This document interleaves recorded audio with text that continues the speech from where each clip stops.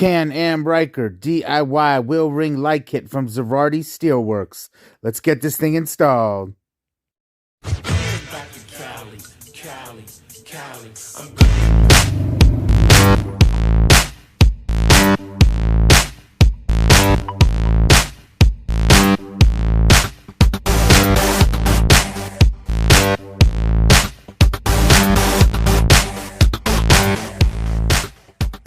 Three, two, one. Yo crew, what's up? It's 818 LA Ryker, Steve Mai, and I got a DIY light kit from Zarate Steelworks. Y'all know Zarate, they make the dope fang grills, they make stuff for the Vanderhalls, stuff for the slingshots, and this kit is $260, and it comes in a couple different colors, and we are going to get this thing installed, and I'm really stoked at how this thing came out. Now, the one I got is flat black, also comes in gloss black, white, and raw steel, so you can paint it yourself. Now this is considered a DIY kit. The reason why is because it does not come with the LED lights. So what's nice is you are not going to pay a premium for those. You can buy them from Amazon. I ended up picking up this set for $30. But hell, you could use Christmas lights if you want. This thing comes nicely packaged, so you don't have to worry about any damage to your stuff. This is the one for the rear wheel. And then you are going to get two for the fronts. They come with all the bolts, the nuts, all the goodies to get it installed. Look at that. Nice powder coating and the ZSW stamp. Total quality from Zarate. But I don't think you would expect any less from these guys. The two fronts are marked left and right so you know which side they go on. So aside from the rings, you are also going to get 6 Allen bolts, 6 washers, 6 nuts. Also included in this kit is going to be a zip tie for the back wheel and this beautiful color instruction booklet.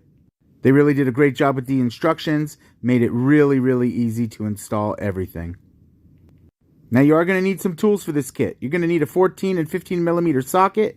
You're going to need an Allen wrench, a 10 millimeter wrench. You're going to need your Ryker wheel nut socket, and you are going to need a breaker bar and a jack and some jack stands.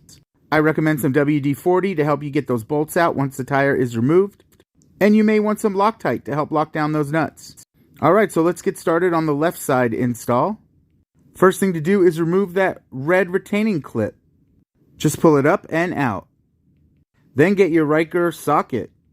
Add your breaker bar to it, and you're going to turn it counterclockwise. Now you can add a shim to the tire if you want, but I haven't needed to. If it's your first time removing this wheel, it's going to be a little tough. I've done it a few times. After you get the nut loose, start turning it. But don't remove the nut until we jack the bike up in the air. Place your jack under the jack point, which is that T cross section right there under the Ryker. Then start jacking your bike up. After it's up, remove the rest of the nut and then just take the wheel off. Now you have access to the other side of those bolts. This is where I like to add a little WD-40 to help eat away at that Loctite.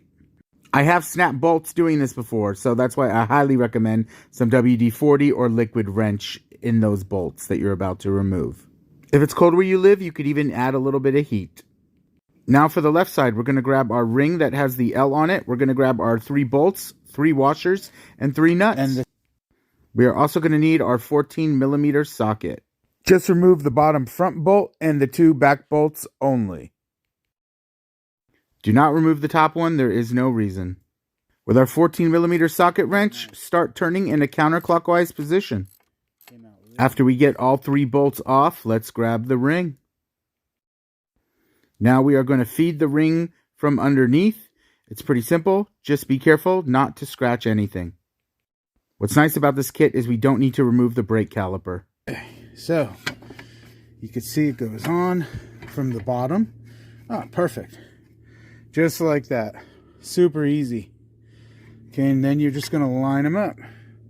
There's the first one you line up, and then the 2 down there. Alright, so you could just let that hang right there. How good is that going to look? Alright guys, so here's the first bolt and the washer. We are going to go into the open hole right here.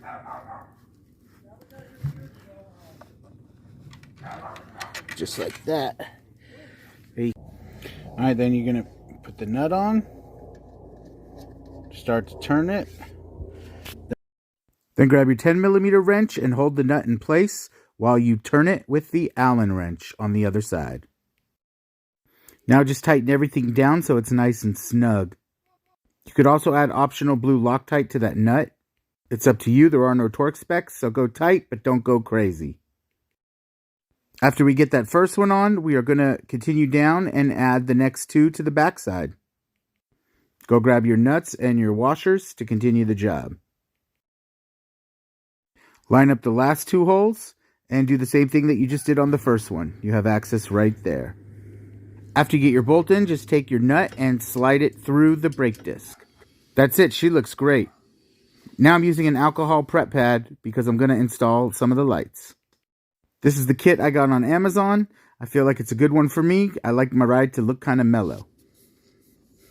So I had planned on only doing the outside of the ring, but then when I saw how good it looked, I ended up adding a second kit to do the inside of the ring too. After the alcohol dries, just grab your lights and start to peel a little bit away at a time.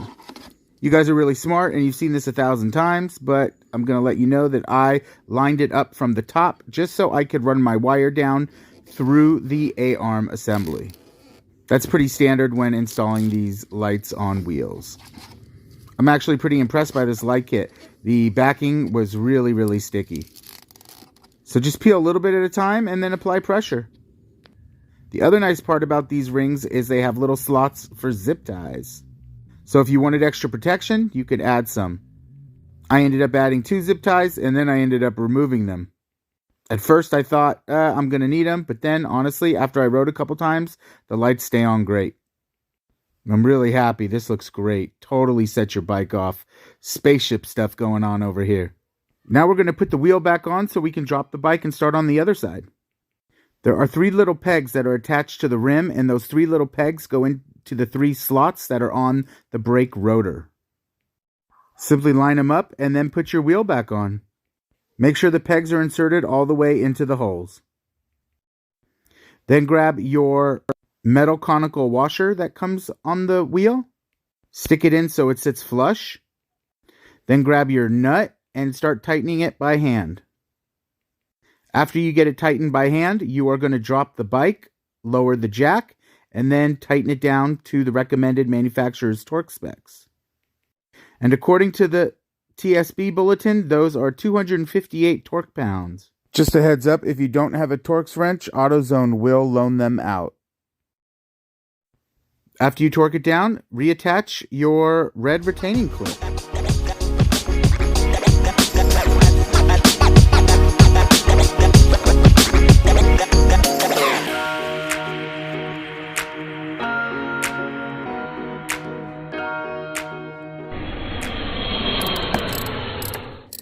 Damn, that looked good. I got so excited I forgot I had to do the right side too. Same exact thing we did on the left side. Damn. First you're going to remove the wheel, then you're going to take out the OEM bolts. After you remove the OEM bolts, grab the ring for the right side. Can't miss it, it's got an R on it. Remember, try not to scratch anything, but after you slide it on, just go ahead and grab your bolts. Insert them the same way we did the other ones. Go through the holes, bottom front bolt, and the 2 rear bolts. Grab your wrenches to tighten everything down.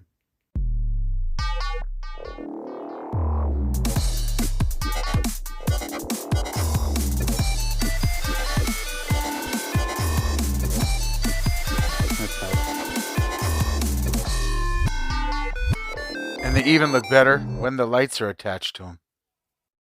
All right, let's get started on the rear wheel now. All the same tools, except now it's a 15mm socket. This part of the install is a little bit more intensive, but I'll walk you through it. First, remove the red retaining clip. Then grab your wheel socket and your breaker bar. Turn it counterclockwise, then loosen the nut. Now head over to the other side of the bike. With a 15mm socket, we are going to remove the 2 bolts that go in through the swing arm and hold the brake assembly in place. With our 15mm socket, we are going to remove the bolts in a counterclockwise position. We are going to reuse those bolts, so just lay them off to the side.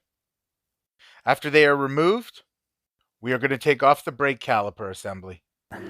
You're going to lift up, jiggle it around, and then bring it down through the other side. Lay it on the floor. All right, now to pull off the tire, we're going to have to jack up the bike underneath the swing arm mount, and then you can remove the tire completely. All right. Even with the side mount, it'll come off no problem. Now we are going to attach our rear light ring. If you guys got any questions, hit me up in the comments. But before we do, we are going to have to remove those 2 bolts that are attached to the swing arm. With our 15mm socket, start to loosen it. I did use my breaker bar to get them started. It had a little bit of Loctite on them, but they came off fine. After you get them off, put them down on the ground. Now line up the 2 brackets over the holes.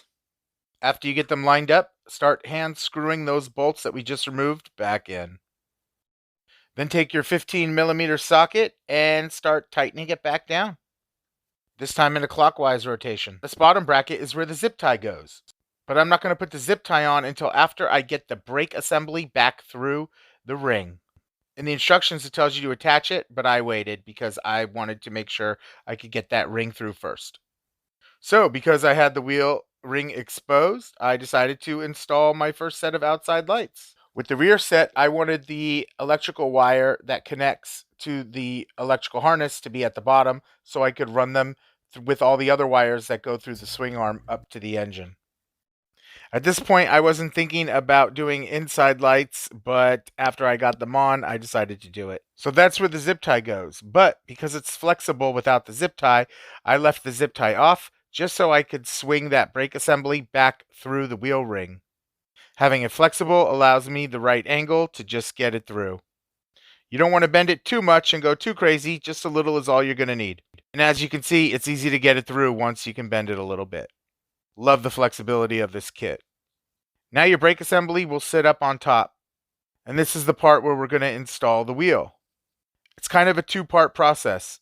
You get the wheel on the spindle and start sticking it on, but you don't push it in all the way yet. After you start to get the wheel inserted, you take the brake caliper and you stick the brake pads back on the rotor. Then once you get it seated on the rotor, you're going to line up the holes with the bolts that you removed earlier, and then you're going to push the wheel in all the way. You have less space to work with, and it could be a little tight, but it's definitely doable. I've already done this a few times. All right, now we're going to make sure our brake caliper is lined up here. This is lined up. All right, now you're going to push this piece back against it. You're going to take your bolt here and you're going to line it up back here into the brake caliper. You can do the same. You're going to have to use 2 hands and kind of mess with it and line it all up, but it's pretty easy. And then once you do, you can start tightening the bolts. Now we're going to torque those down to 37 foot-pounds.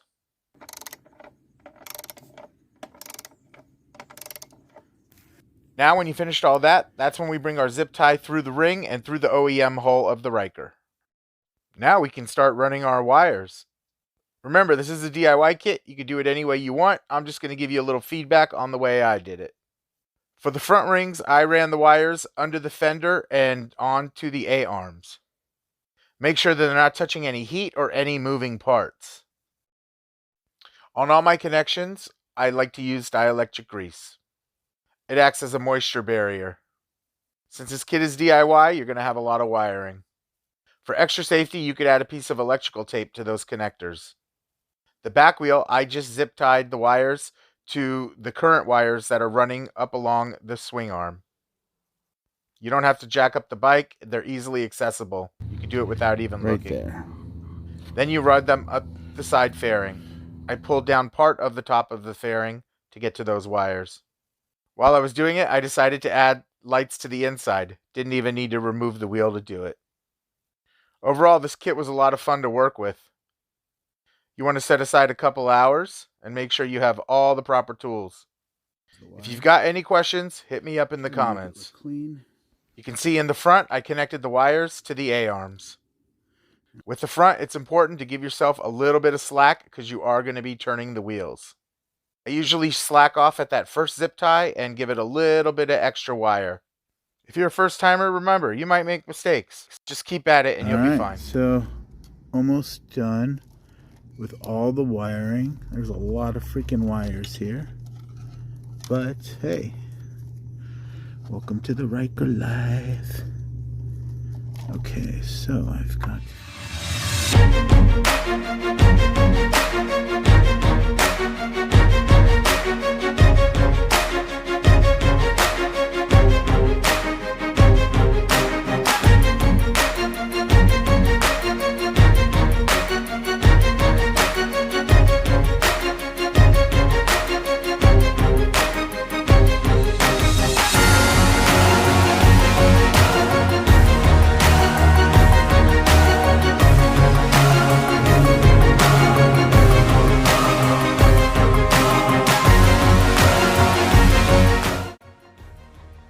Yo guys, I absolutely love this kit. It is fire.